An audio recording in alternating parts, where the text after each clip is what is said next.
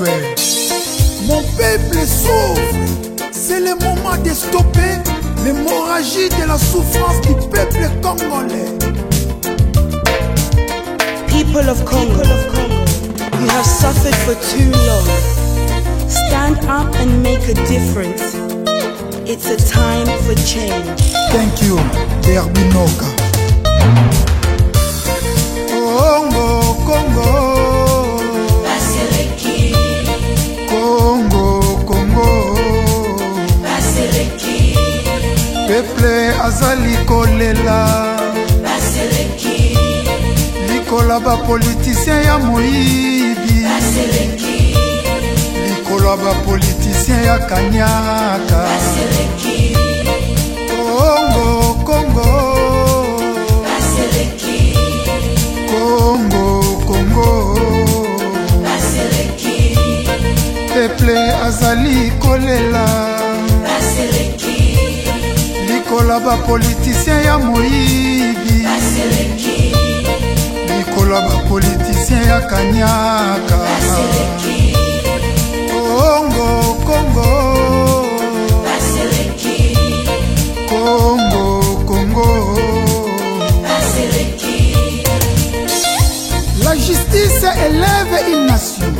Mais comment la justice peut élever le Congo au moment où les députés, les sénateurs, les ministres gagnent plus que les magistrats?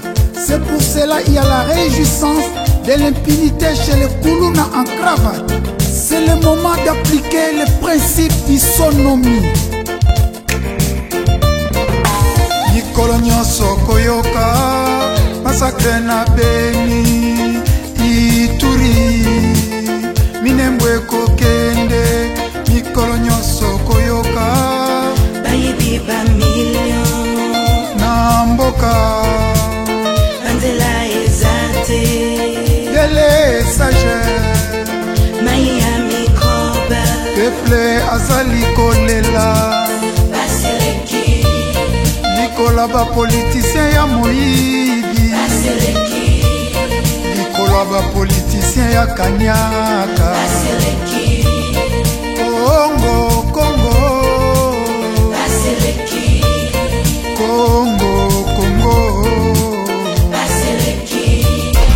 Oui, Paseleki. Les politiques traitent les militaires, les policiers, les enseignants comme des animaux. Regarde seulement les barèmes salariales, timides, sèches, maigres. Il faut stopper cette hémorragie de la souffrance. Mikolo nyonso koyoka masakre na Beni Ituri Minembwe kokende mikolo nyonso koyoka Bayibi ba million na mboka Kolia ya pasi kelasi Hospital ya biente Congo, Congo. Baseleki.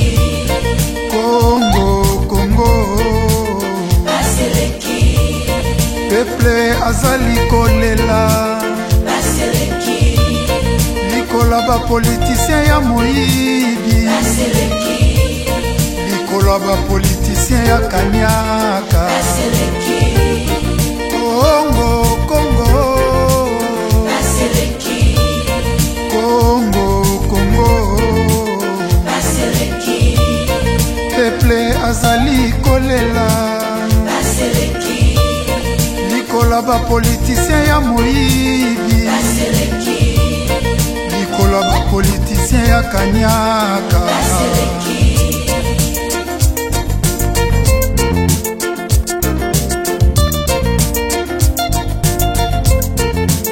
Baseleki. Peuple congolais, listen, écoutez, yoka, nazobimisa biloko sikoyo. Tout Congolais a le devoir de combattre et de mettre fin aux politiciens toxiques, immoraux, inconscients, sans idéal. Abat le népotisme, le régionalisme, le tribalisme. Le peuple gagne toujours.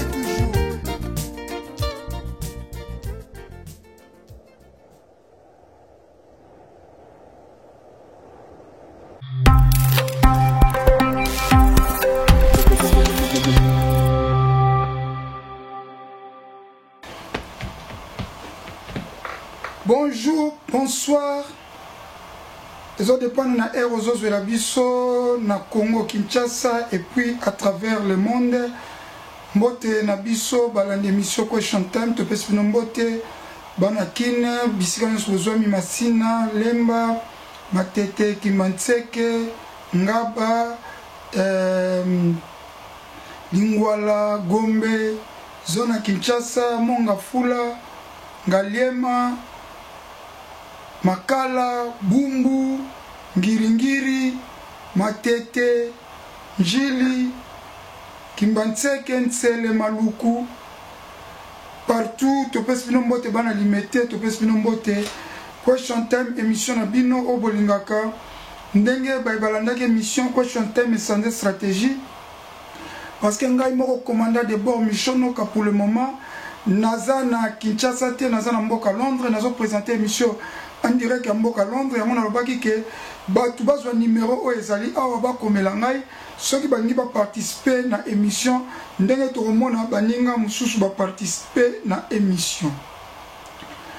Question Time lelo tokolobela mingi baéroport ya Congo, tolobaki tokolobela lelo lendi baéroport ya Congo. Pourquoi na Congo toza na baéroport ya malamu te? Ok, na Lisala aéroport ya malamu te, na Lodja, na Lubumbashi, na Kasai, na Bakongo, bisika nyonso toza na aéroport ya malamu te. Même aéroport ya Njili eza pene aéroport eza na banorme ya aéroport te. Soko tala aéroport ya Njili basala ngo lokola magasin moko ezalaka partout na poto, bayaka poto bayebi magasin wana, magasin wana babengi yango na kombo ya Lidl. Donc magasin babengi yango na kombo ya Lidl. Donc aéroport na biso basala ngo lokola Lidl na ba forme oyo penza eza ko respecter ba normes internationales te. Lelo na relaxa bino aéroport ya Grande-Bretagne, précisément à Londres, Heathrow. Aéroport eza na 5 terminales. Donc ba vieux ko kita lolena na mouvement nyonso tout. Baza na terminal 1, terminal 2, terminal 3, terminal 4 et puis cargo. Donc bazol nga ba expand en okutu e comme susu munene.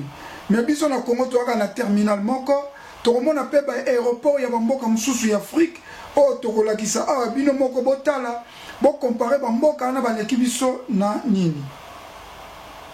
To kolobela ba aéroport ya RDC pe batu batinda ki ba vidéo na ba voice na bango to kotia yango basali ba intervention na bango yo pe soko lingo intervenir senga biso ami à partir ami ne oyeba ba titre ya émission oyo to banda ko parler avant na to banda émission na biso na osenga publicité ya Next Gen Competition. Next Gen Competition. Vous nous suivez sur notre chaîne YouTube Next Gen Competition. Alors, j'espère que... S'il vous plaît, s'il vous plaît. S'il vous plaît, s'il vous plaît. D'accord, d'accord. Vas-y. La chanson est intitulée Vitamine P. Oh. Ouais, vas-y, on t'écoute. Il y a des femmes qui s'en vont, ou là, et des hommes qui s'en vont, fuyant les champs de tir. Nos garçons de fanfarons font des choses futiles. Nous ne sommes que là, pas d'avancement, Ici, ce n'est pas les champs de coq. Ce sont des fusils qui réveillent, veillent. Chaque matin, ce sont des bombes, tant. Et le soir, vous le savez, quoi, hein? Nous attendons des bombes. Taux de mortalité, mais on n'en a pas l'idée. Oh, pourquoi Merci. En tout cas. Aspect spirituel télévision vous présente Yasikana 4 RDC Slide Fight Championship. Pour nous participer, c'est facile. Ça la vidéo ya 1 minute. Pesa komo na yo, point na yo, HP commune. Au quotidien yango na WhatsApp ya numéro +44 74 40 46 69 64. Avec Slide Fight, ba million ya francs congolais et loko pamba. Sikoto koti na mama ya motuya na makambo na biso ya ba aéroport. Pona nini na Congo toza na ba aéroport ya malamu te. Na Congo toza na ba aéroport ya malamu te, pourquoi? Eta que toza ko futa mbongo ya Go Pass na vol international eza na $50. Obakisi $5 ya province ya ville ya Kinshasa. Nasi na ba province on dirait GoPass eza $30 na habité. Mais depuis GoPass et banda tozo kene na une affaire sur 15 ans yango, plus de 15 ans. Mais mbongo ya GoPass ekendaka wapi? Gilles Alingete. GoPass mbongo ekendaka wapi IGF. Soka koki kofungola enquête. Ekozala malamu mingi tosengi enquête na mbongo ya GoPass ekendaka wapi. Nani aliaka mbongo ya GoPass? GoPass balobaka ezali mbongo oyo pona aider batonga ba aéroport. En plus mbongo ya GoPass ekotikala éternellement. Kaka na Congo nde tofutaka GoPass. Toboya kite tondimi kofuta mbongo ya GoPass po tozana posa ya ba infrastructure moko ya malamu, ba aéroport moko ultra moderne. Yango tondimaki kofuta. Mais ezaka na délai moko soki bokokisi montant wana bolongoli GoPass. GoPass ekolongo mukoloni ni président Félix Tshisekedi. Toza kotuna biso peuple. Yolobaki le peuple d'abord, yango pe totuni yo GoPass ekolongo mukoloni. Tosengi na IGF Alingete atalela biso likambo ya GoPass. Aéroport ya Njili ezali lokola aéroport magasin ya Lidl o ezaka ya Balma. Magasin Lidl ezali magasin ya Balma, mais ezali planté en France, en Angleterre, partout en Europe. Mais comment aéroport ya Njili ekoki kozala lokola magasin ya Lidl? Ezali soni pe mawa. Na période ya Joseph Kabila, mbongo ebimaka plus de 680 millions de dollars. Balobaka mbongo kobima po batonga aéroport. 300 millions ekouta na Exim Bank ya Chine. Bolimbisi na bandela ko expliquer bien.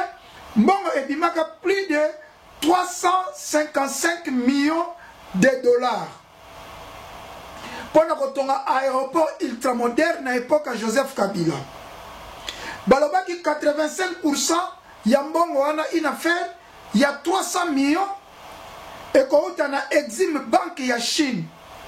Et puis 15%, donc une affaire il y a 53 millions, 55 millions et qu'on a État congolais. Depuis tout le monde a maquette, tu habites Mboko et Zaka Mboko, ba maquette.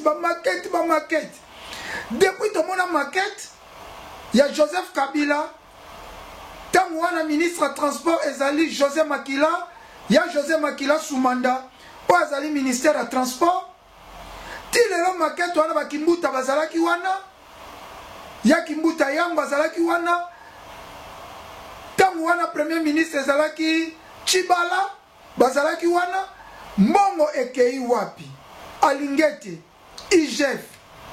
Fungola na enquête toyeba projet aéroport oyo mbongo ekenda wapi. Peuple aza ko senga eba parce que jusqu'à présent tozana ba aéroport ya malamu te. Jusqu'à présent tozana aéroport ya kitoko te. Aéroport ya Njili eza lokola magasin Lidl ya Balma o eza partout en Europe. Na lisala kutu koloba te.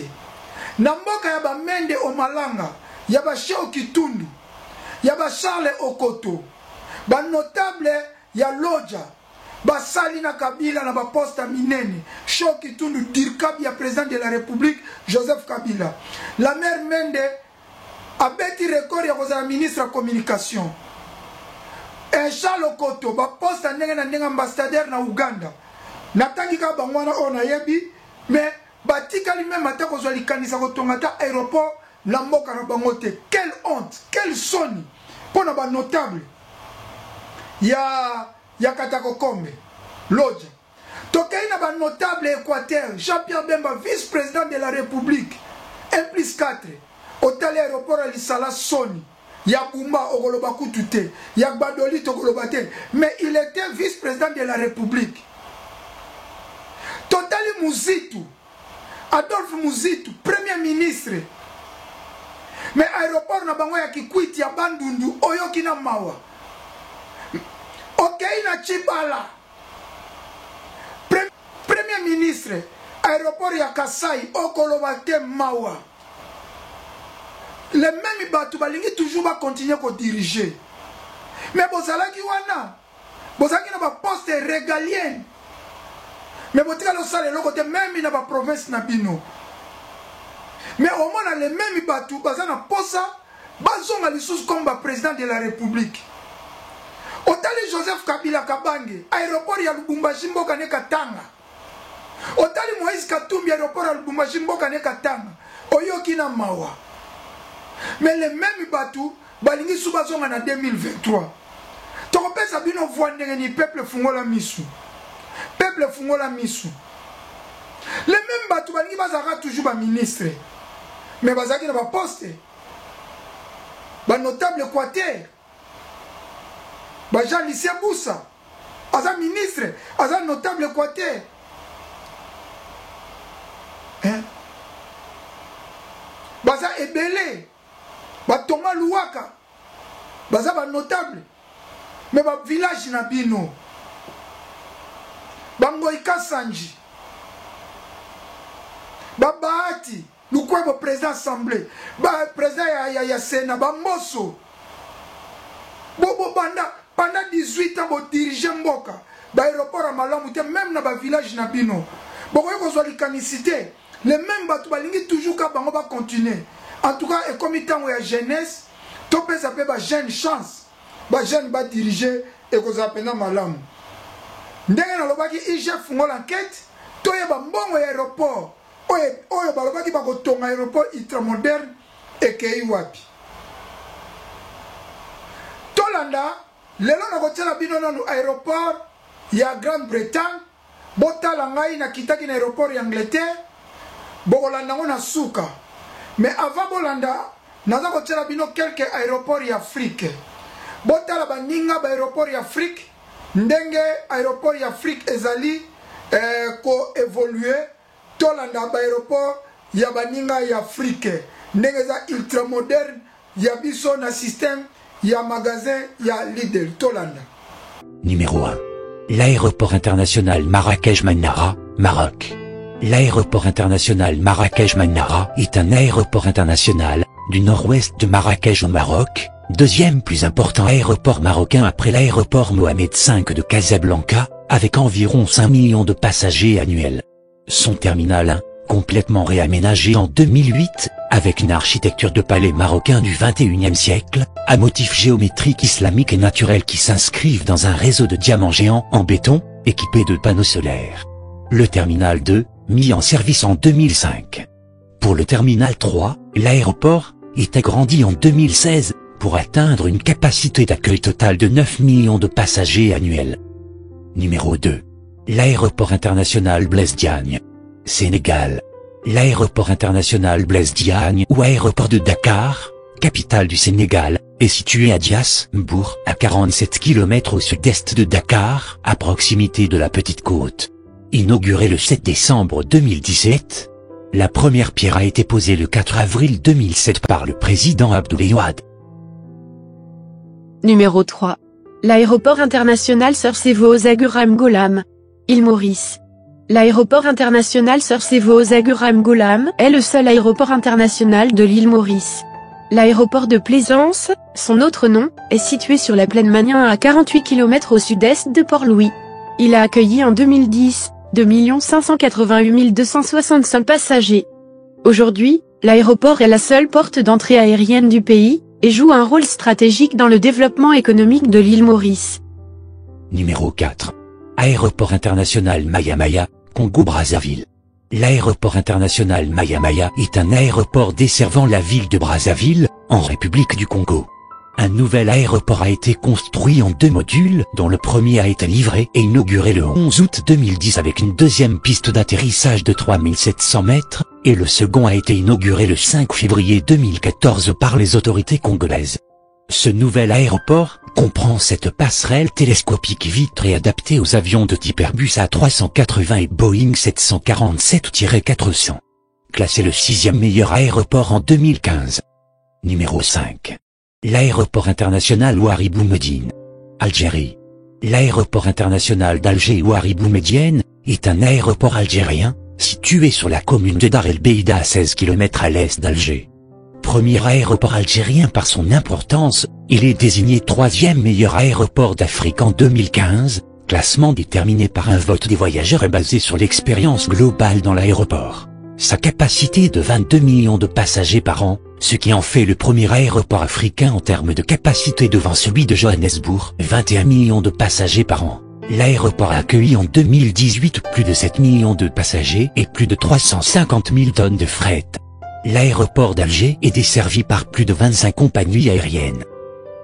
Numéro 6. Aéroport international du Caire. Égypte. L'aéroport international du Caire est un aéroport international situé à proximité du Caire, à 22 km au nord-est du centre-ville, dans le district de Héliopolis. C'est l'un des aéroports les plus fréquentés du monde arabe et d'Afrique. L'aéroport comporte 4 terminaux, le 3e est plus grand, ayant ouvert le 27 avril 2009, et le terminal des vols saisonniers ayant ouvert le 20 septembre 2010. Une 3e piste d'atterrissage s'est ouverte en 2010. Numéro 7. Aéroport international Amfida Hammamet. Tunisie. L'aéroport international d'Amfida Hammamet est un aéroport tunisien, s'étendant sur une superficie de 4300 hectares, il est censé décongestionner les aéroports de Tunis et Monastir. D'une capacité initiale de 7 millions de passagers par an, l'aérogare s'étend sur 90 000 m². À terme, sa capacité sera portée à 22 millions de passagers avec un second terminal à l'horizon 2020 à 2022. L'aéroport dispose de 32 aires pour avions, l'aire de trafic s'étendant sur 72 000 m², adjacente à l'aérogare, a la capacité de traiter 18 avions à partir de passerelles mobiles d'embarquement aux avions.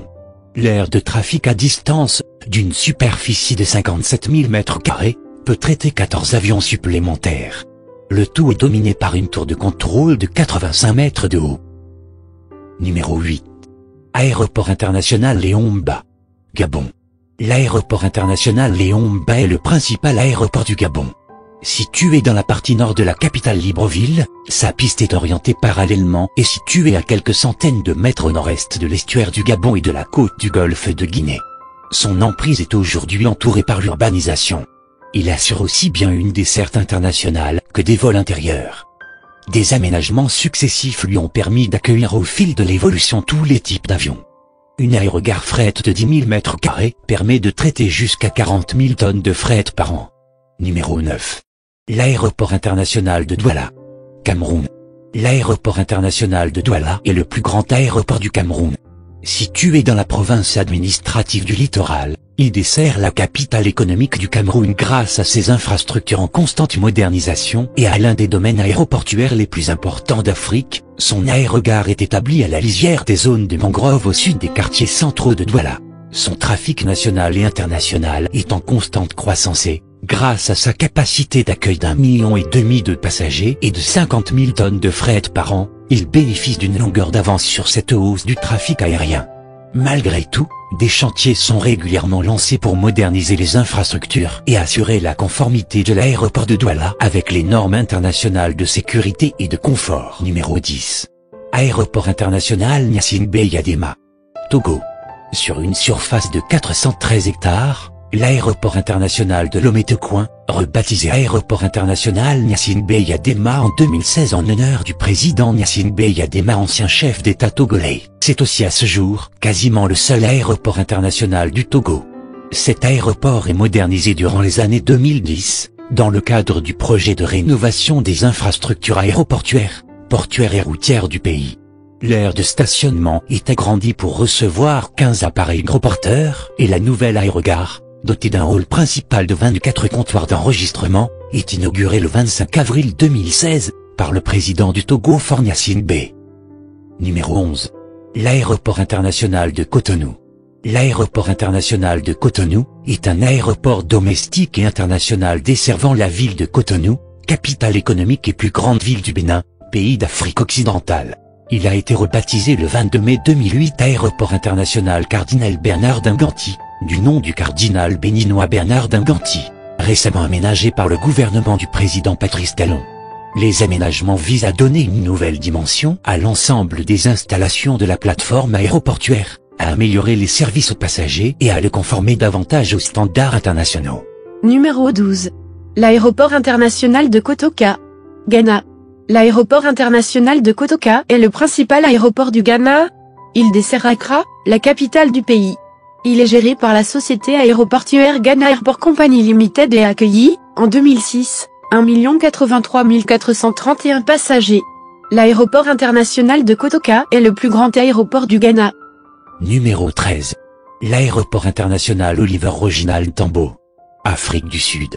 L'aéroport international Oliver Roginal Tambo est le plus grand aéroport d'Afrique du Sud et le plus important aéroport d'Afrique pour le trafic passager avec plus de 18 millions de personnes en 2010. Il est situé à 1700 mètres d'altitude dans la province du Gauteng, Transvaal, près des villes de Pretoria et Johannesburg. De par son nombre de passagers, c'est aussi l'aéroport le plus actif du continent africain. Au plan international, il fait partie depuis des 30 plus importants du monde. Numéro 14.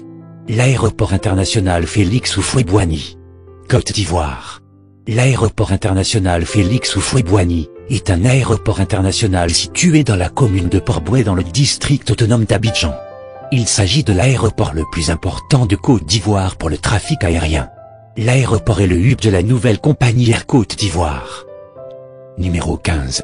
L'aéroport international de Nouakchott-Oumtounsy. L'aéroport international de Nouakchott est le nouvel aéroport basé à Nouakchott, capitale de la Mauritanie. Sa capacité de 2 millions de voyageurs par an, il peut accueillir des avions de grande taille tels l'Airbus 380, le Boeing 747 ou le Boeing 787.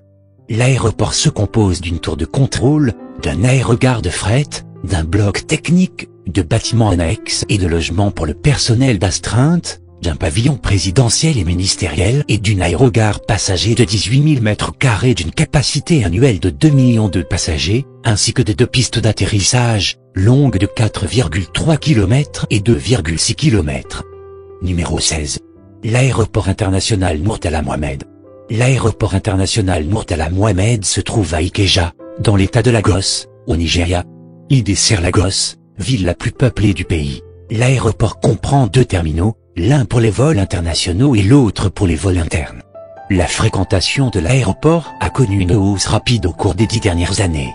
En 2008, il a accueilli 5 136 697 passagers, ce qui en fait le 8e aéroport d'Afrique pour le trafic passager, et le 2e d'Afrique subsaharienne hors Afrique du Sud après l'aéroport international de Bole, Éthiopie et devant l'aéroport international Jomo Kenyatta de Nairobi, Kenya. Numéro 17. Aéroport d'Addis Abeba Bole, Éthiopie. L'aéroport d'Addis Abeba Bole est l'aéroport international desservant Addis Abeba en Éthiopie. Pour répondre aux ambitions de développement de la compagnie Ethiopian Airlines, il fut décidé en 1999 d'étendre les capacités de l'aéroport de Bole. Un plan de développement de 130 millions de dollars fut engagé. Ce plan de développement incluait la construction d'une nouvelle piste de 3800 mètres parallèle à la piste existante, et de 5 taxiways dont 2 répondent aux spécifications de la circulation à haute vitesse. Une nouvelle tour de contrôle était également incluse dans le projet, ainsi qu'un nouvel équipement de lutte contre les incendies. Les équipements électriques, éclairage de piste, génération électrique secourue, système de communication étaient également totalement remplacés pour répondre aux normes aéroportuaires internationales. Numéro 18. L'aéroport international Jomo Kenyatta. L'aéroport international Jomo Kenyatta est la plus grande plateforme aéroportuaire du Kenya. Par son trafic, il est classé 6e aéroport d'Afrique, et premier aéroport pour l'Est du continent africain. Il est baptisé du nom du premier président de la République du Kenya, Jomo Kenyatta. L'aéroport comporte une seule piste, il comprend un terminal passager, datant des années 1970, et un terminal fret, qui est aussi utilisé par les forces aériennes kenyanes, et qui n'est autre que l'ancien terminal Embakasi. Numéro 19. L'aéroport international Modibo Keïta est le principal aéroport du Mali. L'aéroport possède une unique piste de 2700 mètres qui permet son utilisation aux gros porteurs du type Boeing 747, mais les oblige à des contraintes de charge maximale pour la sécurité au décollage. Numéro 20. L'aéroport international Obiang Nguema de Montgomeyen. La nouvelle aérogare de la Guinée équatoriale, dont le coût des travaux est évalué à 95 milliards de francs CFA, peut accueillir jusqu'à 1 600 000 passagers par an. Nasi Bolandi, aéroport. Il y a des pays mususu d'Afrique, bomoni baninga ba aéroport ultra moderne baleki biso na nini bapeyi wana mingi toleki bango na bambongo na baminere toza kofuta biso kutu toza kofuta lisusu na go pass. À part les minéraux, nous payons aussi les go pass. Mbongo ezokende ebotala ba aéroport na baninga ya Afrique. Okiti na Ethiopie, tala aéroport Ethiopie. Tala aéroport ya Brazzaville voisin na biso. Malgré Sassou aza ko s'accrocher na pouvoir. Malgré Sassou esprit dictatorial. Malgré Sassou aza démocrate itali ko tika pouvoir te. Mais quand même, tel aéroport a tongi na mboka na ye. Bon tel aéroport ya Rwanda. Oya aza ko bundisa biso a tongi aéroport na mbongo na biso bon tel aéroport ya Rwanda. Mais bon tel ya biso aéroport na mawa na Sony lokola magasin ya Lidl. Nasi bolandi ba aéroport ba ninga. Soit siko intervention ya ba congolais intervention ya ba congolais oyo ba bengaki basalaki intervention ba pesaki ba message na bango tola na ba message ya intervention ya ba congolais o ba tindelaki biso message ba intervenir na makambo ba aéroport yo peso ko ngo intervenir benga biso na numéro ezali awa olobi olingo intervenir obana ko intervenir ceux qui ont un groupe na biso ya WhatsApp to sali groupe ya WhatsApp question time to bana ko taba question kuna ceux qui ont question olingo sali biso vidéo to voice o ko intervenir et aux amalam to landa déjà ba o baza ba ami ya question time o ba salaki intervention to landa. Ouais, commandant de bord, bonjour. Bonjour, c'est la part de Figo, maître Figo d'Angers. Na Kinshasa la capitale quoi. Pour na aéroport pour na aéroport o abiso zatinate aéroport abiso ko magasin moko ya libanais côté msu ko magasin ya Nigeria ou bien ya West Africain na Luanda tala aéroport combien de pistes à part wala de tikite c'est quoi zila aéroport montala mabulu hein mabulu dans les gars là mabulu net na film et l'équipe bon ya gentini ngobilambaka atindi basa ya contrôle la vignette na nzela nini to somba ba vignette to somba ba pa to futa paku siko tala nzela ki ndenge ça madusu des jours au peuple chinois au to benga ba changwa ba souffrir na transport ba beta makolo ndire ba chinois ba za en Chine donc bo le bela biso binone boluza ba panzisa ngwa solo souci makasi pour na RDC mais nzamba sunga tous les lits vraiment naza vraiment na esengo ya ko landao lisusu ndenge ozongi vraiment donc naza vraiment ya kosepela question time donc yango nde fungolaka biso mpe bamémoire et puis to se retrouve bien na émission oyo commandant de bord donc mission Noka bon retour vraiment naza ya kosepela et ça vraiment simple. Ouais, merci beaucoup papa, merci. Et ça moko parmi ba question to mituna toujours pourquoi mboka na bisezo comme na makambo boye kaka. Moi je pense que jour moko na kenda ko tsaba dossier na banque centrale pour na travailler kuna mais basinga kinga bambongo ya transport ba mbongo ya Pasco wana poto ke Lubumbashi to kendo sala formation mais ti lelo natikala ko kende te mbongo nanga pe kenda kaka bongo. Je me demande que na mboka o toluka avancement ekozala kaka na makambo boye to ndenge nini ba Pasco wana tozofuta na iba pete ya Pasco wana ezana nini na yebite valeur nango eza nini ba aéroport ezondire eza wenze moko donc mystique to comprendre te mboka na biso eza nini esenga nini. Ouais, bonsoir mbote na bandeko nyonso bokolandanga si ASTV. Vraiment tozolobela ba aéroport ya biso ya Kinshasa ya Congo bato bafuta bambongo mena toza na aéroport ya Malonga te pona ko intervenir pona nga bakonzi ya mboka oyo ya biso ya Congo baza vrai mitema mabe. Donc nakokoloba mpona nga namoni oyo tozwi président oyo alingi Congo te. Na tozwi bakonzi oyo balingi Congo te. Bakonzi nyonso ya Congo bakotaka mpona ba intérêt na bango personnel. Mpona ba intérêt na bango mais mpona kobongisa mboka te. Mboka lokola Congo toza na ba minéraux toyokaka ba or, ba cuivre, ba diamant. Maintenant Congo eza l'échec ya pays. Congo ezo souffrir. Congolais azo souffrir. Aéroport ya malonga te. Ozuna ba province lokola ba Congo. Baza na aéroport ya malonga te. Ba Lubumbashi. Ok ba do toza na aéroport malonga te pona nini? Toza na bakonzi ya mabe na Congo. Toza na bakonzi ya mitema mabe, balingi ba intérêt na bango personnel, do bango balingi bango nde ba gagner, peuple congolais souffrir, bayebi ko tonga te, bayebi ko bongisa te, baye azalaki pauvre akoya akomi milliardaire do a détruit na mboka do ayiba mboka mena bongisa mboka te. Bakonzi na biso ya mboka pona ni bokoza la mitema mabe envers peuple na bino. Peuple na bino moko bozo nyokola peuple congolais boy, peuple congolais souffrira boy. Aéroport malonga na Congo ezalaka te, mais tozana ba minéraux, ba or, ba cuivre, ba diamant, ba coltan, ba manganèse, ba biloko tout richesse nyonso toyokaka ya Congo. Na yibaka te ba richesse yango toyokaka ezalaka ya kombo to ezalaka yango te bokosaka bato. En tout cas vraiment bakonza mboka bosunga mboka oyo. Comment tokozanga aéroport ya malonga na Congo ezalaka te. Mena tozana biloko na nyonso siko eloko nini empêchaka pona kotonga. Bokolbani mbongo. Mena mbongo eza awa. Mais bino boko voyager bozozwa ba mbongo.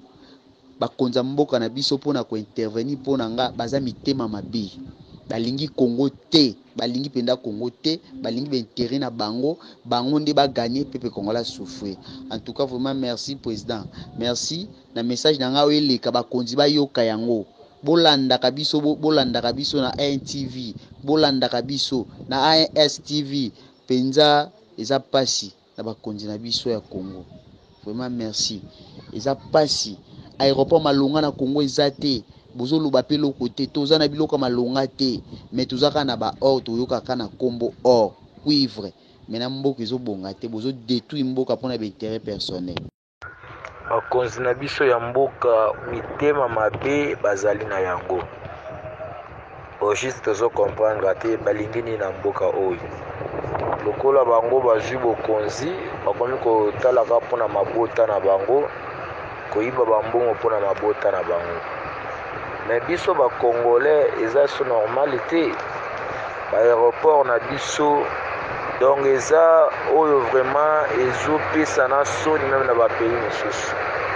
Ezopesa soni parce que eza na premièrement salité kitoko te mabe donc mabe ya makasi. So ba paya baye ba koseka biso makasi. Bango mo baza na mboka ngo bayoka susi ya mboka te.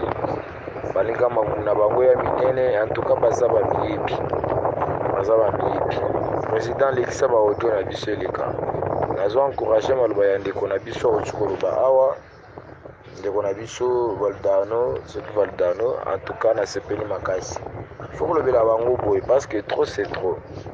Tant que toza na mboka okana makambo botolo bate toko risquer toyoko baby selisu mboko beba penza ya makasi. Bakonzi na biso batika mitema mabe ezalaka te biloko oyo. Merci na sepeli siko intervenir papa Michaud na émission de question time par rapport à sujet opesi ya makambo ba aéroport. Pourquoi ba aéroport eza malamu te malgré ba dozo futa ba go pass.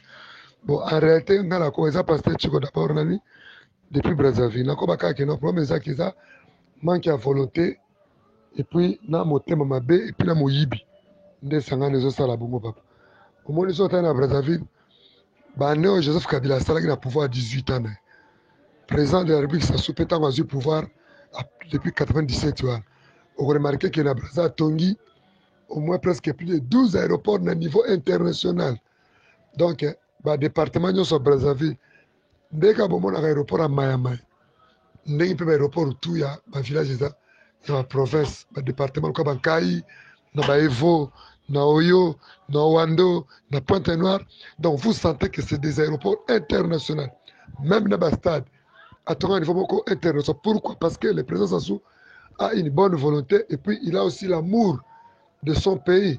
Na bato bazingi bazo sala na musala. Baza pe na bolingo mboka. Baza pe na souci ya mboka na bango.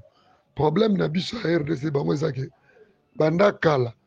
Bakonzi baza bango na bolingo mboka te, baza pe na souci ya mboka te. Pour ça na bango so akoye mo konzi boy. Ayiba na bon sa famille na ye, bambongo na ye ko bomba yo so mona baba ye ba poser première pierre na aéroport ote. Tous construire aéroport moderne. Bon, mon gars, va poser première pierre. Mais, et si les cas, on a libéré là, n'est pas poser première pierre, on est ici, mais bon, on vit dans la banque. Mais vas-y, bon, voilà, bah, kaboli, banana la présence tinasé. Donc, il y a un moment où il est sur la RDC, bah, l'aéroport est malongé zate, parce qu'ils n'ont pas l'amour du pays, ils n'ont pas aussi le souci du pays. Ceci, la banque est ma boum. Contrairement à la présence de Sassou, donc vous sentez que dans la Canabine, 18 ans au Kabila Saki na pouvoir, présence Sassou a presque bané, on a 18 ans, on remarqué attendu 12 aéroports, moi ce qu'on a s'est trompé. Mais à ma connaissance, dans tous les 12 départements à Brazzaville, et ça a 12 aéroports au niveau international. Sauf qu'il y a beaucoup d'aéroports internationaux, ou aéroports internationaux, mes excuses, aucun na Oyo. Beaucoup d'aéroports. Naba stade. Donc, dans à Brazza, tous la capacité à remettre sa Coupe d'Afrique des Nations. Parce qu'on a des stades et la capacité internationale. Banzela n'en parle même pas. Banzela Lokola, Pointe-Noire, Brazzaville. Nga présence à Souké, c'est un homme qui a vaincu la forêt de Mayombe. Parce que c'était impossible. Même Mokolo, présence, se soit posé première pierre. Que Nzela et Pointe-Noire, Brazzaville, les Salim. Isaki va aventure, mais le comme réalité et Sungi peut Brazzaville et Sungi connaît même beaucoup que babi c'est que point noir au que na vélo moteur moto OK point noir aller-retour vous sentez que c'est quelqu'un qui a vraiment les soucis de son pays. Il est en train de se battre par tous les moyens comme un bifle pour la qui noté bamona comment relais banzela OK de Brazza OK ti Gabon OK ta Cameroun na Mutuka. Donc c'est ça. Ah ouais, il est pays qui le souci très route rail Brazzaville Kinshasa. Mais ma conception c'est le contraire. Bon, on ne sait jamais. Et par rapport à la volonté, tout le monde, le président Félix, il a vraiment la volonté, malgré Batoazo Benda Bende, Moutéamabe, ancien régime, Bazo Lingate, a avancé pour vos relations. Je sais que par la grâce de Dieu, Nzamba Rosunga, président Félix Nakasi, a encore relevé des défis. Il y a peut-être l'aéroport où il Papa, vous pouvez imaginer, dans le 21e siècle, l'aéroport RDC Mzoumi, ma belle kaka, quand ma belle toto na toto kabu. Donc c'est méchant, c'est méchant. Donc Zambé Asunga, bato azala mutema mabe tout autour la présidence Félix Tshisekedi. Zamba écarté bango. Atika na bato azala volonté, pe na bolingo ya Congo lokola ye moko président Fachi, je crois que Mikolo Goyaka tokozwa quand même aéroport ya malamu. Merci. Ezaki ayo moko ndeko, le pasteur Chico Lungala depuis Brazzaville. Merci. Zamba Pambola ODG, Micho Pona, émission na vraiment c'est une bonne émission. Et que les bosso, c'est que c'est une émission moko constructive et c'est une émission locale polémique à pas. Merci beaucoup. Bonjour à tous. Ngana baksaka pona ndeko ya Brazzaville ndenga uti ko loba en tout cas encourager ba maloba na o alobi. Donc ils ont vraiment mingi kozanga kaka volonté ba miyibi. Donc mbongo normalement izali mais volonté ya kobongisa izati. Boko ko bimisa projet bosala musala. Lokola eza ya idée ya malamu babimisi mbongo pona musala salama. Tango bakomona mbongo wana moyiba banda kusala musala te bazumbongo wana babandi kuchana ba poche. Wana yeba ni partout. Atandenge toza koloba ngobo en tout cas yeba ni déjà ndenge salamaka. Donc ya koloba mingi zate ngana kotinda bino kaka vidéo moko botala aéroport na biso ya njili ndenge ezali ata na kati boza na volonté ya kobongisa te ata ya kocha peinture te mais ne fiske na libanda na principal na boulevard matiti ya pamba o ezake non contre clôture ya aéroport matiti kaka ya pamba mais na soni soki mpe na libanda eza propre bokati ata matiti soki moto aleki akoyebaka no na kati eza kitoko donc matiti ya pamba oyo eza kutu donc moins bazosala yango te bongo na kati kuna bakosala nini bakosala mpe eloko moko te eza kaka kosanga volonté eza motema mabe ya bandeko na biso ya bakongo na bakonzi na biso ya mboka. Voilà, nous avons vraiment un single, donc eza idée moko ya bien. Nalanda kio lelo na moi, nalanda kio vraiment tu as tellement donc des idées et puis le bac est vraiment bien. Na sepela qui vraiment na ba parole na yo, za tellement na ba parole moko eza un peu précieux donc oui kufungo na biso ba jeune pe ba mémoire. Donc voilà. Merci beaucoup. Je crois qu'il faut qu'on rendre ASTV moi visite. Natala, ngai naza commerçant, natekaka, je vends des rideaux et des articles sur stangami à décoration et je crois il faut qu'on là. Je vais aussi voir. Donc voilà. Merci beaucoup vraiment. Biso tout ça la capé ba publicité alors que pendant la bilo qu'on a peu marché, somba il faut payer la publicité donc voilà. Bon, le patron, le boss de notre télévision, ils ont vraiment donc qualité image, donc voilà. Donc on a vraiment chez Ngai antenne nanga privée, donc chaîne nanga privée, Zakaka ASTV, ASTV yangonde makambo. Il faut idéologie à danger zala. Pour que biso pe moi ba publicité na biso ya moi ba entreprise mike na biso ba business to salaka ili kakape wana sala bien. Merci vraiment, je vous remercie na idée na yo donc Nzambe oyo le lion de la tribu de Juda atikaka ba oya été donc yo vraiment Nzambe atombola pour que liboso. Oui, bonsoir. Nga ndenge na bakisa na maloba ndeko wana utoloba mpona makambo etali ya aéroport mboka na biso tolingi yango te parce que bakonzi oyo bazo guide biso baza nanu mabe kobanda nanu na bango moko kolia mbongo ya peuple kobongisela bango biloko te et surtout aéroport international de Njili wana eza aéroport moko ezo présenter penza mboka bato bazouta mikili bazoya kokita wana mais so otali donc surtout libanda okondima te ke wa eza aéroport alors voir même si oyo yakoti na bokonzi oyo aza moto moko penza ayaki neka kolia mbongo parce que azalaki na pauvre azalaki na mutu moko amona mbongo te mutu moko amona nano eloko te ntango aye kokota nde aye kozwa mbongo le abongisa aye kozwa donc bakonzi oyo mpenza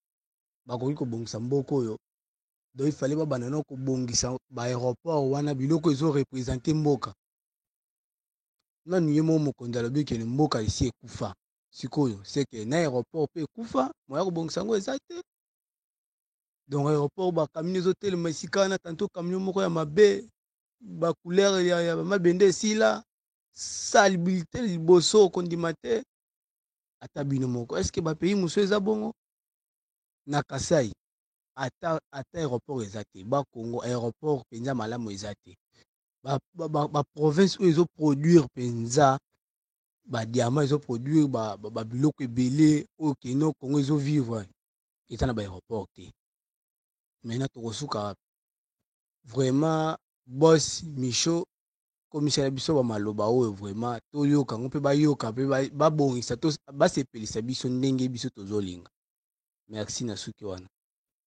Et puis tozolobela likambo ya aéroport ya Njili oyebi combien de bato bakufaka na aéroport wana nzela eza munene batiela bato passerelle eza biso bato tovoyageaka tokutanaka na bangambo ebele okokatisa boye na prince wana na porter batuti porter akufi nzela eza munene il faut batia passerelle baluka ndenge ya bato bavivraka bien place wana na aéroport place moko mabe nzela eza munene eza nga ndeko na bino Edouard Mbia na fai na komi na sili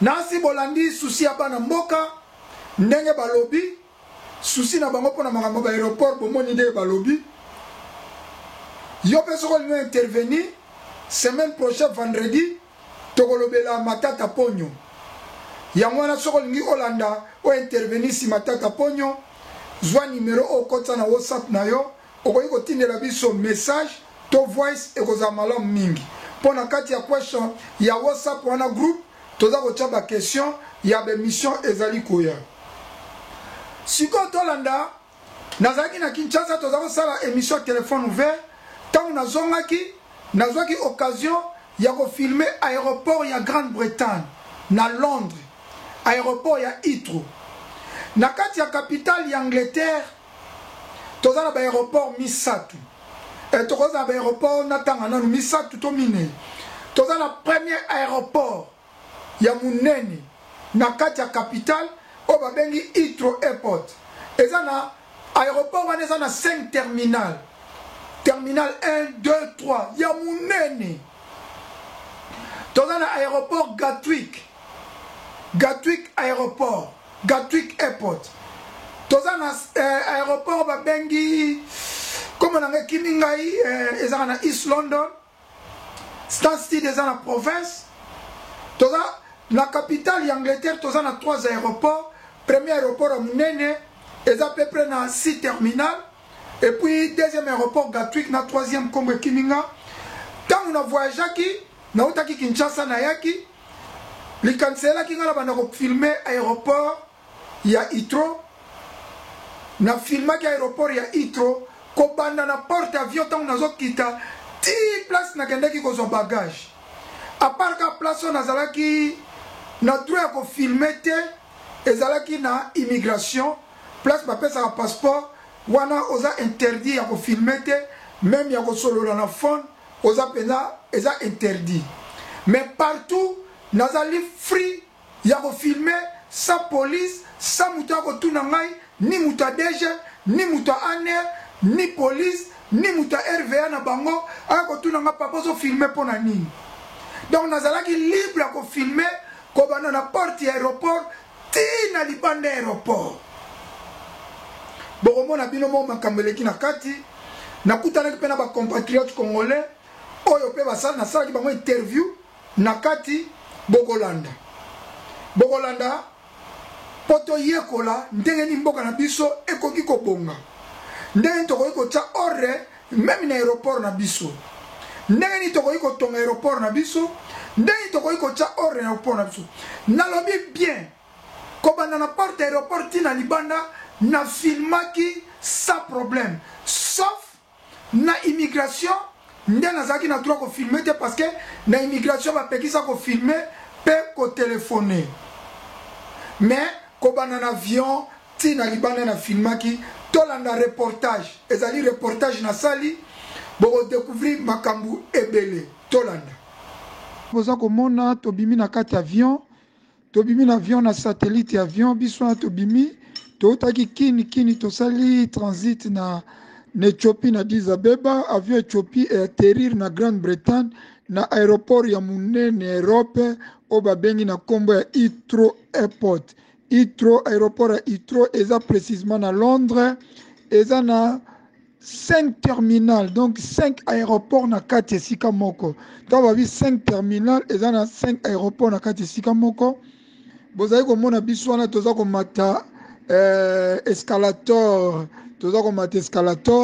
yango wana toza komata distance oyo tobandi awa kolongwa na porte ya avion na satellite po tokoma ti place immigration ezali eza lokola longwa Pascal ti aéroport Anjili ou bien longwa Pascal ti pont Matete donc place bokiti na avion ti bokoma na immigration boza kobeta makolo longwa Pascal ti Matete ou longwa Pascal ti aéroport Anjili bino mo bomona nde distance toza kobeta mais na distance wana bokutana na ba tapis roulant bokutana na ba escalator baope baza maladi camion komema bango yango wana boza komona camion baza maladi ba camion na mike ememaka bato baza maladi parce que distance eleki mulai en plus boza komona ngala za ko filmer jamais policier mutu ya immigration mutu ya service moko ya aéroport apekisanga na filme aza te botala yango wana bomona tellement distance eleki bato baza komata na tapis roulant yango wana bato baza komata soki oza makasi te olembi okoki komata na tapis roulant ezotambwisa yo soki mpo oza makasi okei nao makolo ekozala mpenza malamu mingi botala distance oyo eza aéroport bokiti na aéroport donc bokiti na aéroport bobandi kobeta makolo banda bokitaki na avion ti neti Pascal to longwa neti aéroport Anjili bobeti makolo ti koleka befo bank ti baplaza donc kaka na kati aéroport bozomona nyonso toza na kati aéroport toza na kati aéroport boza komona toza na aéroport tozobeta toujours makolo toza kokende aéroport oyo eza aéroport ya Heathrow ezali aéroport central motema ya Angleterre premier aéroport na bango na kati ya Heathrow aéroport ezaka na aéroport moko te bapiste eza moko te babengi yango baterminal donc na kati ya Heathrow toza na 5 terminal botala distance toye tokiti sikoyo tozokita na escalier roulant awa nanu tokomi kaka na immigration te tozaka toujours kobeta makolo botala distance kote tokitaki na avion eza musika bandeko na ngai botala ndenge mboka edevelopaka eza neti bokiti na aéroport Anjili bobandi kobeta makolo ti Pascal nde ezali place oyo bokoya na immigration place oyo bokokoma na immigration botala nanu tozaka ase kokende botala munene aéroport botala aéroport mais oyo nyonso Kongo akoki kosala yango tokoki kotonga aéroport kobanda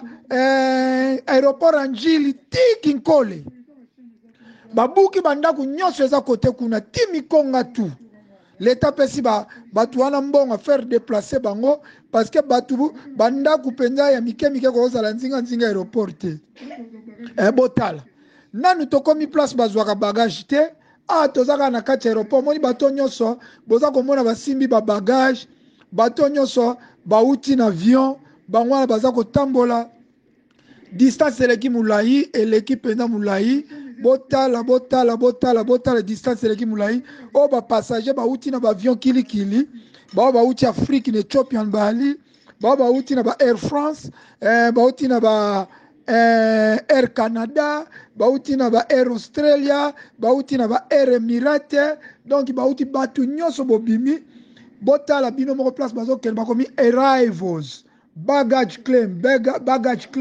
arrival donc tozokende kota ba bagage boza komona toza kotambola toza kokende kota ba bagage ti sikoyo nanu tokomi kota ba bagage te non tokomi kota ba bagage te tomati lisusu tapis roulant bino moko botala tomati lisusu tapis roulant tozali kaka kokende toza kaka na kati aéroport ndenge nayebisaki bino depuis tokitaki na avion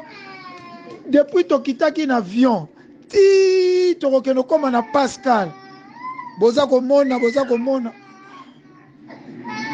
depuis tokitaki na avion boza komona ti tokokende kokoma na Pascal eza neti bokiti na aéroport Anjili bozobeta makolo ti na Pascal place immigration ezali donc avion kitisi bino na Anjili mais immigration eza na Pascal place à reclamer bagage eza neti na quartier 1 botala tozaka toujours ko continuer nanu tokomi na immigration te awa naza ko filmer na kati aéroport policier akotuna nga te mutu aéroport akotuna nga te ozo filmer pona nini wapi autorisation ako filmer awa interdiction eza kaka ko filmer na immigration te nde okoki ko filmer na immigration te yango bokomona ntango na kokoma na immigration video ekokatana nazwaki lisusu ta ya kofilme te parce que na immigration eza interdit ya kofilme na immigration eza interdit ya koyamba téléphone mais partout na aéroport eza permis ya kofilme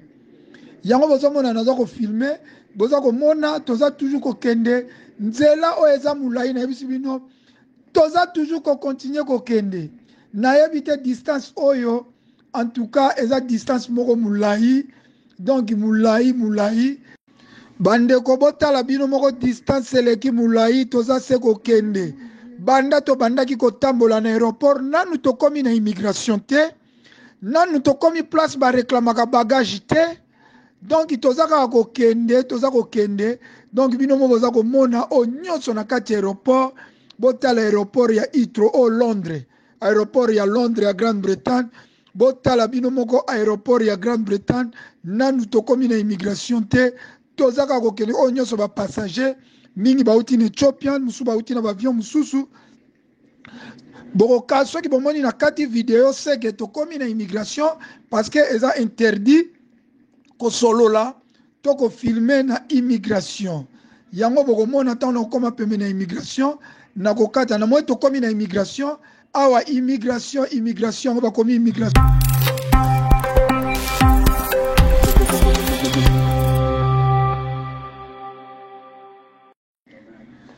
bandeko tosisi na immigration tobimi sikoyo place bazwaka ba bagage bino moko botala place bazwaka ba bagage tokomi sikoyo tobimi immigration moyen na filmer place akopesa ba passeport ezalaki te parce que c'est interdit na filmer bino kata na komi na kati parce que bakomi wana eza interdit téléphone na yo il faut ezala kokangama téléphone na yo okoki koyamba phone te okoki ko filmer te tokomi botala place bazwaka ba bagage ezali à peu près 10 bino mo botala place bazwaka ba bagage kaka place ezaka place bazwaka ba bagage botala batu baza kotala oza kotala place bagage no yali place bagage no yali oza kotala batroli ya ba passager na kati ba passager baye oyo kozwa troli ozwi troli botala ngai commandant de bord kokoma na ngana Angleterre ngana nazwi troli na mama congolaise mususu nakutaki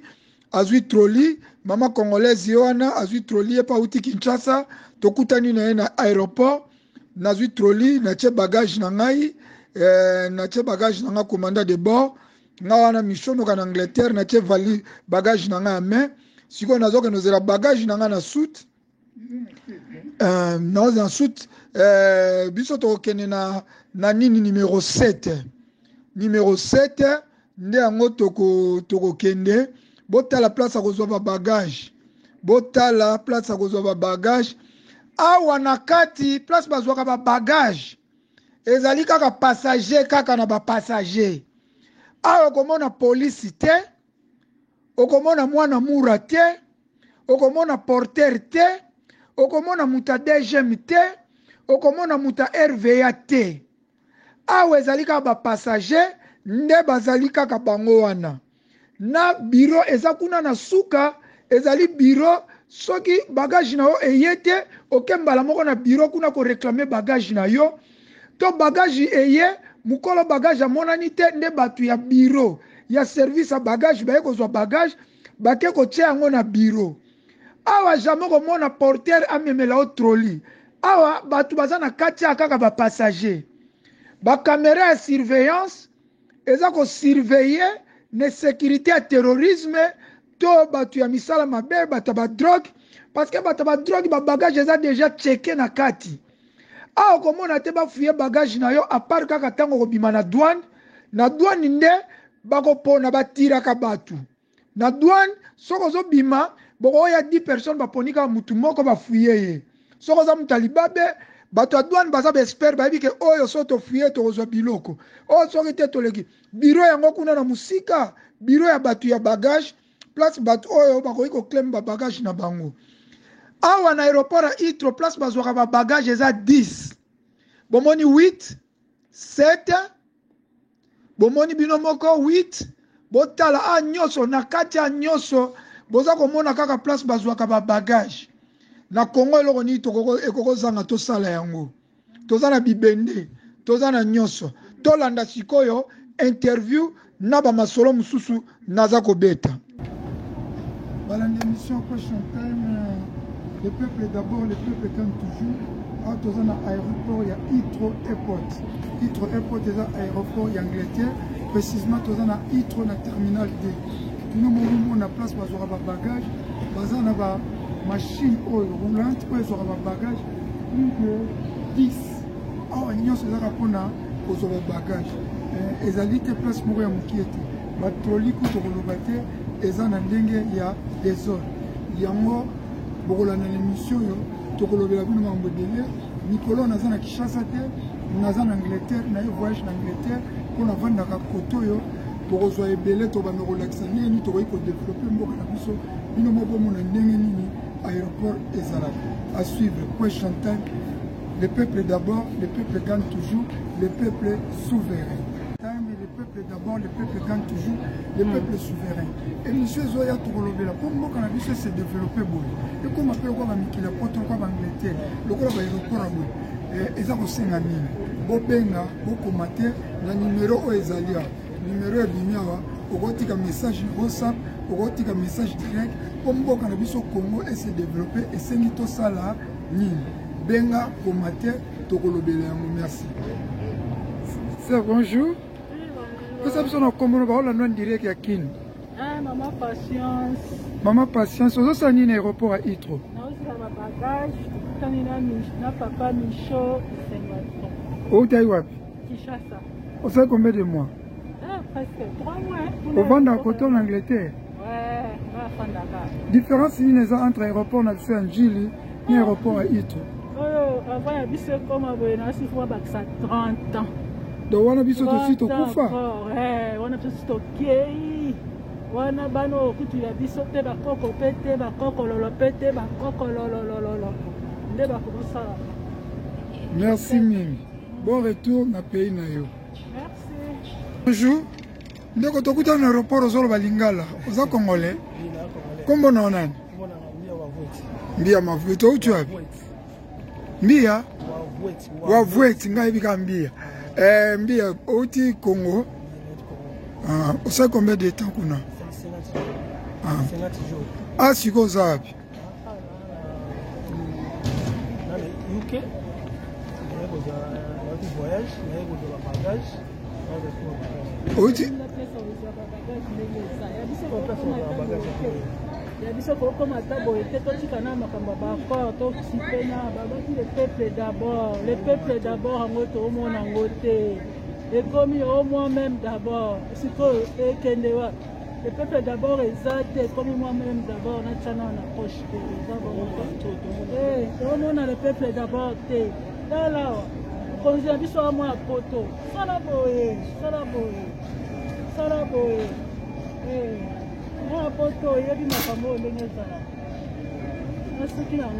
merci. Mbia, ndeko mbia. Oloba nini oza na aéroport nini? Na Itro airport. Yo vanda na Angleterre. Conseil no kopesa na mboka po mboka ekoma bo. Donc, on a trop de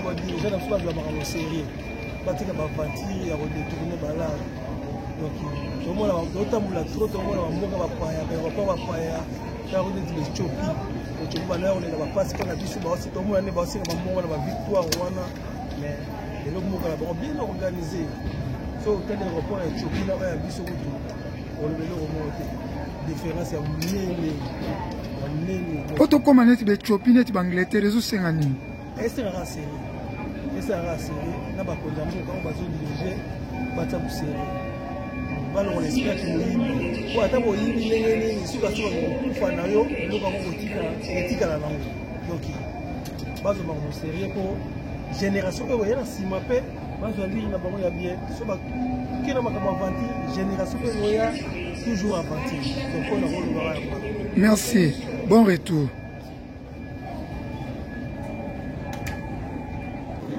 Nasi boza komona bino moko ba passager ndenge baza ko bima baza libre baza ko bima na bandeko na bango ba ekozwa bango a ezali arrivé a ezan arrivé côté pe à départ eza côté mususu côté à départ eza côté mususu côté arrivé pe côté mususu ce qui départ eza na Pascal arrivé c'est eza na Kingasa na Suka donc botala bino moko donc baza ko bima naza ko filmer calme policier moko ta pekisi ngai service moko te pekisi ngai naza libre ya kofilme naza libre bato mpe baza koswana batelefone na bango bazo filme oyo nyonso bomoni bato baza kozela bato international arrive donc arrivé international baza pe na arrivé na bango pe national awa eza arrivé international bino mo boza komona na aéroport ya Itro bomoni nde bakomi wana Itro airport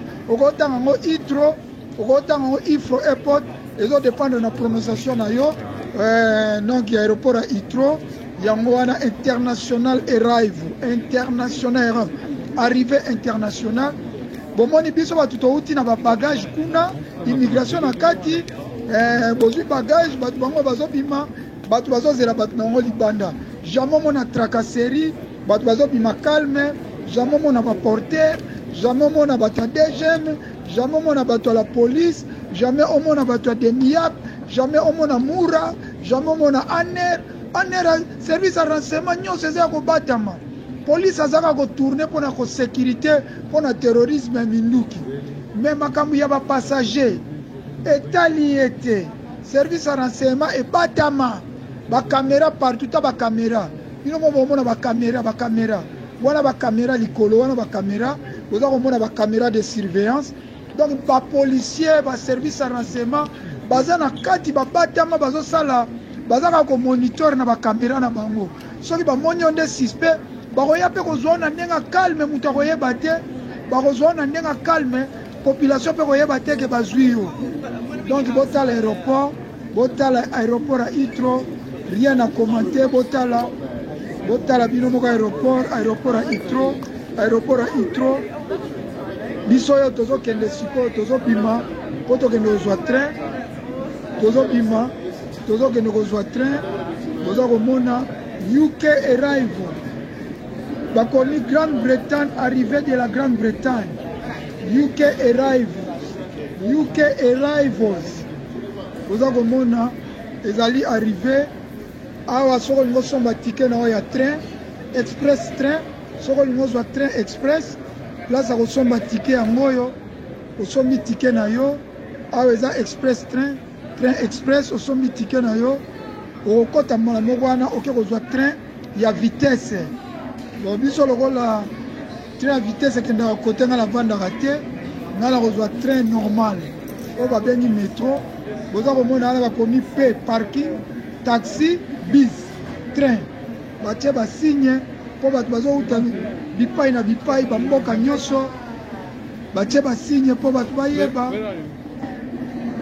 bino mo boza komona naza kofilme calme nazofilme mpe bato jamais mutu moko aloba na ngai ozofilme nga mpo na nini non parce que l'aéroport ezali place touristique donc okoepekisa mutu te ofilme nga mpo na nini ozofilme mpo na nini tika kofilme makambo wana ezalaka te botala bato basimbi bapapier oyo bakompanie ekozela bato nango bayebi bango te bato basimbi bapapier na bakomba bato soki oyaki otangaka na papier wana mbala moko bamoni yo ke baza koluka yo tout ça baye kozela yo yango moni bato basimbi bapapier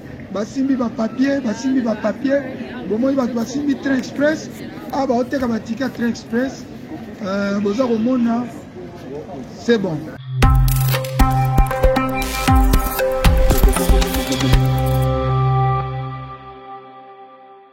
Sikoyo tobimi libanda aéroport toke kozwa sikoyo métro oyo boza komona eza libulu ya métro tobimi libanda aéroport toke kozwa métro ti tokokende mpo tokoma ndaku na bamétro lokola nga bayaki kozwa ngai na métro na okende na métro bayaki kozwa ngai na voiture te atu métro atu libulu ya métro c'est ça libulu ya métro awa libulu ya métro bato bauti bazwa aéroport bato bazobima aéroport bazokota donc libulu ya métro ekota na kati ya aéroport donc train etelemi na libulu bato bomati likolo bokoti na aéroport donc train oyo esukaka kaka na aéroport donc eza train esukaka na aéroport sikoyo tobimi libanda aéroport toke kozwa sikoyo métro oyo boza komona eza libulu ya métro tobimi libanda aéroport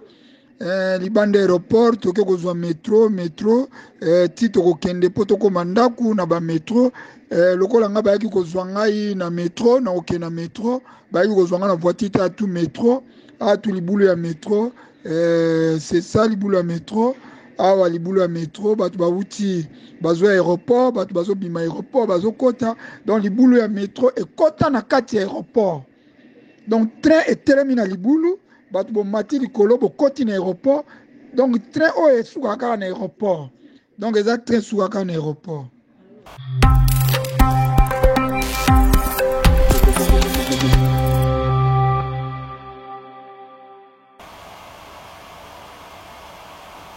Nansi bolandi reportage naza na minga koloba te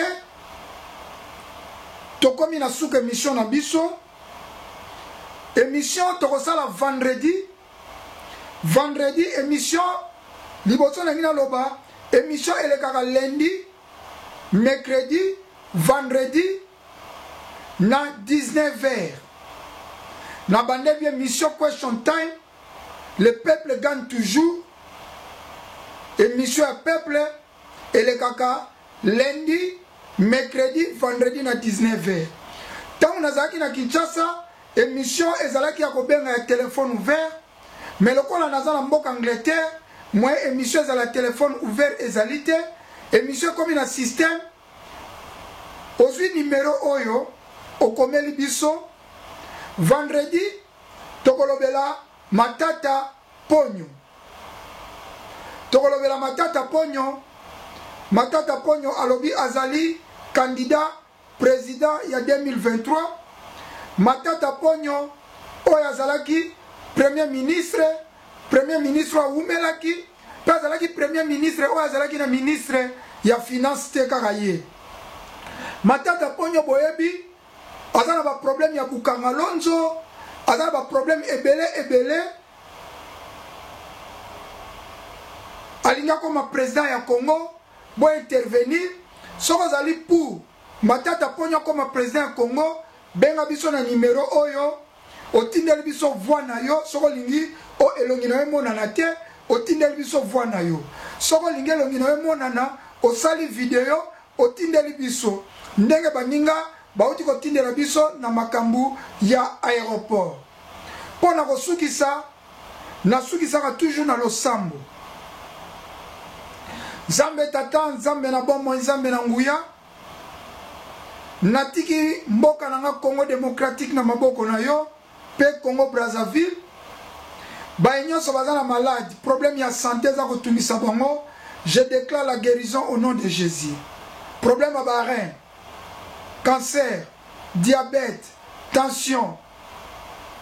Oeza kotungisa bango, je déclare la guérison, que ta main puissante et qui t'a la guéri immédiatement au nom de Jésus. Bah, il peut pas avoir des difficultés, bazangi mbongo.